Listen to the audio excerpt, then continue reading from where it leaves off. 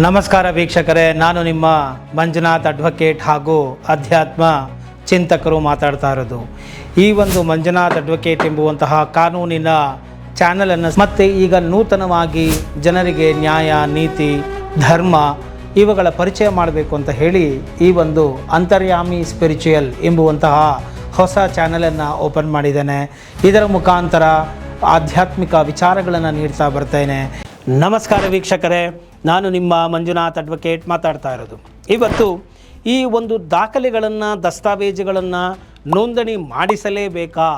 ನೋಂದಣಿ ಮಾಡಿಸಿದರೆ ಮಾತ್ರ ಆ ದಾಖಲೆಗಳಿಗೆ ಮಾನ್ಯತೆ ಇರುತ್ತಾ? ಅಥವಾ ನೋಂದಣಿ ಮಾಡಿಸದೆ ಹೋದರೆ, ಅಂದರೆ ರಿಜಿಸ್ಟ್ರೇಷನ್ ಮಾಡಿಸದೆ ಹೋದರೆ ಅವುಗಳಿಗೆ ಯಾವ ಕಾನೂನಿನ ಮಾನ್ಯತೆ ಆಗಲಿ ಬೆಲೆಯಾಗಲಿ ಇರುವುದೇ ಇಲ್ಲವಾ ಎಂಬುವಂತಹ ವಿಚಾರವನ್ನು ನಿಮಗೆ ತಿಳಿಸಿಕೊಡಬೇಕು ಅಂತ ಹೇಳಿ ಈ ವಿಡಿಯೋವನ್ನು ಮಾಡ್ತಾ ಇದ್ದೇನೆ. ನೋಡಿ, ನಮ್ಮಲ್ಲಿ ಇಂಡಿಯನ್ ರಿಜಿಸ್ಟ್ರೇಷನ್ ಆ್ಯಕ್ಟ್ ಅಂಡರಲ್ಲಿ ಇನ್ನು 100 ರೂಪಾಯಿಗಳಿಗೆ ಮೇಲ್ಪಟ್ಟಂತಹ ಒಂದು ದಸ್ತಾವೇಜುಗಳು ಏನಾದರೂ ಇದ್ದರೆ ಅದರ ಮುಖಾಂತರ ನೀವು ಮಾಲೀಕತ್ವವನ್ನು ಹಸ್ತಾಂತರಿಸಬೇಕು ಆಗಿದ್ದರೆ ಅಂತಹ ಸಂದರ್ಭಗಳಲ್ಲಿ, ಉದಾಹರಣೆಗೆ ಕ್ರಯಪತ್ರ ಆಗಿರಬಹುದು, ದಾನಪತ್ರ ಆಗಿರಬಹುದು, ವಿಭಾಗ ಪತ್ರ ಆಗಿರಬಹುದು, ಅಥವಾ ವಿನಿಮಯ ಅಂದರೆ ಎಕ್ಸ್ಚೇಂಜ್ ಡೀಡ್ ಅಂತ ನಾವು ಕರಿತೇವೆ, ಅದಲು ಬದಲು ಪತ್ರ ಅಥವಾ ವಿನಿಮಯ ಪತ್ರ, ಹೀಗೆ sale deed, gift deed, partition, exchange deed, ಅಲ್ಲಿ ಮೂಲ ಮಾಲೀಕತ್ವವನ್ನು ನೀವು ಹಸ್ತಾಂತರ ಮಾಡುವುದಾಗಿದ್ದರೆ, ಆಬ್ಸಲ್ಯೂಟ್ ಓನರ್ಶಿಪ್ಪನ್ನು ಟ್ರಾನ್ಸ್ಫರ್ ಮಾಡಬೇಕಾಗಿದ್ದರೆ ಆಗ ನೀವು ಅದಕ್ಕೆ ಬೇಕಾದಂತಹ ಒಂದು ನೋಂದಣಿ ಶುಲ್ಕವನ್ನು ಕಟ್ಟಿ ರಿಜಿಸ್ಟರ್ ಮಾಡಿಸಿಕೊಂಡರೆ ಅಲ್ಲಿ ಮಾಲೀಕತ್ವ ಟ್ರಾನ್ಸ್ಫರ್ ಆಗುತ್ತೆ. ಇಲ್ಲದೆ ಹೋದರೆ ಮಾಲೀಕತ್ವ ಟ್ರಾನ್ಸ್ಫರು ಆಗೋದಿಲ್ಲ ಎಂಬುವಂತಹ ಒಂದು ವಿಚಾರವನ್ನು ನಾನು ಇಲ್ಲಿ ನಿಮಗೆ ತಿಳಿಸಿಕೊಡ್ತಾ ಇದ್ದೇನೆ. ಕೆಲವೊಂದು ಪತ್ರಗಳು, ಉದಾಹರಣೆಗೆ ನೀವು ಅಗ್ರಿಮೆಂಟ್ಗಳನ್ನು ರಿಜಿಸ್ಟರ್ ಮಾಡಿಸಲೇಬೇಕು ಅನ್ನೋದು ಏನಿಲ್ಲ.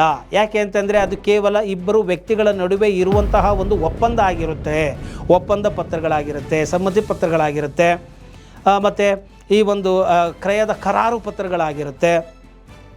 ಆ ಒಂದು ಇಬ್ಬರು ಪಾರ್ಟಿಗಳ ನಡುವೆ ಮಾಡುವಂತಹ ಒಂದು ಅಗ್ರಿಮೆಂಟ್ಗಳನ್ನು ಅದಕ್ಕೆ ರಿಜಿಸ್ಟರ್ ಮಾಡಿಸಲೇಬೇಕು ಅನ್ನೋದು ಏನಿಲ್ಲ.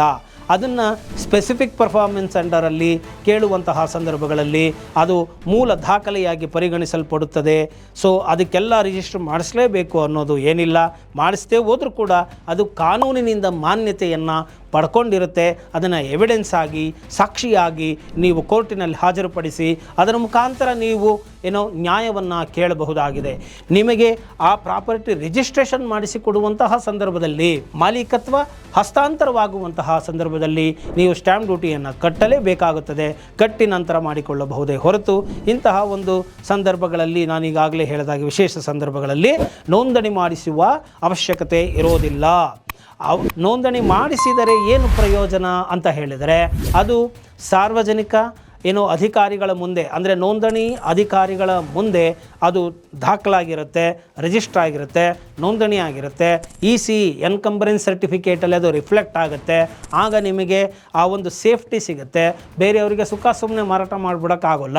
ನಿಮ್ಮ ಒಂದು ಹಿತಾಸಕ್ತಿ ಅದರೊಳಗೆ ಇರುತ್ತೆ. ಇಷ್ಟೆಲ್ಲ ನಿಮಗೆ ಅಡ್ವಾಂಟೇಜಸ್ಗಳಿರುತ್ತೆ.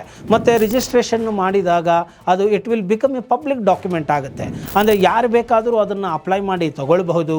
ಬೇಕು ಅಂತಂದಾಗ ಅನ್ಯಾಯ ಆದವರಿಗೆ ಆ ಟ್ರಾನ್ಸಾಕ್ಷನ್ನಿಂದ ಅದನ್ನು ತೆಗೆಸಿಕೊಂಡು ಕೋರ್ಟಿನಲ್ಲಿ ಹಾಜರುಪಡಿಸಬಹುದಾಗಿದೆ. ಈ ಎಲ್ಲ ಅನುಕೂಲತೆಗಳು ನಿಮಗೆ ಈ ಒಂದು ರಿಜಿಸ್ಟ್ರೇಷನ್ ಮಾಡಿಸುವ ಮುಖಾಂತರ ಸಿಗುತ್ತದೆ ಎಂಬುವಂತಹ ಮಾತನ್ನು ಕೂಡ ನಾನು ಇಲ್ಲಿ ನಿಮಗೆ ಹೇಳ್ತಾ ಇದ್ದೇನೆ. ಸೊ ಆದ್ದರಿಂದ ಕೆಲವೊಮ್ಮೆ ದಾಖಲೆಗಳು, ಈಗ ಬಿಲ್ ಆಗಿರ್ಬೋದು, ಇವೆಲ್ಲ ರಿಜಿಸ್ಟರ್ ಮಾಡಿಸಲೇಬೇಕು ಅನ್ನೋ ಮ್ಯಾಂಡೇಟ್ರಿ ಏನಿಲ್ಲ. ಮಾಡಿಸಿದರೆ ಏನೇನು ಅನುಕೂಲಗಳಾಗುತ್ತೆ ಅನ್ನೋದನ್ನು ನಾನು ಹೇಳಿದೆ. ಚಾಲೆಂಜಸ್ಗಳು ಮಾಡೋದು ಕಡಿಮೆ ಆಗಬಹುದು.